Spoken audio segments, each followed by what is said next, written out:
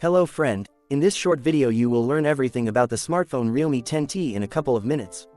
Let's go. Realme 10T is a smartphone manufactured by the Chinese company Realme, which has received mixed reviews.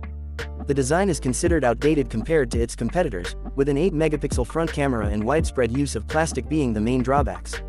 However, the triple camera module, ergonomic side fingerprint scanner, and thin bezels around the IPS display are attempts to improve the exterior.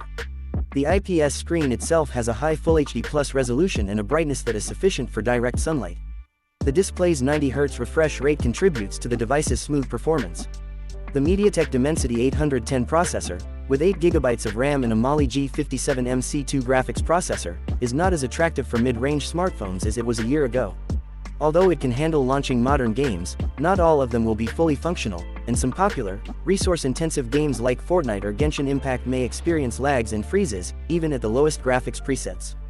The CPU's energy efficiency is still high, allowing the 5000 mAh battery to last for 1.5 days. However, the 18W fast charging power could have been greater, taking 3 hours to see a noticeable 100% capacity.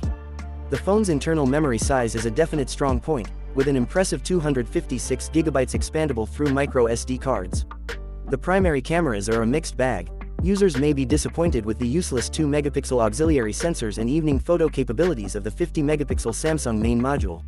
However, daytime photographs are generally of good quality, with no excessive noise or reduced detail. The mono speaker is loud but lacks bass. The contactless payment feature and the availability of the NFC module are significant pluses. This concludes the review. Bye-bye.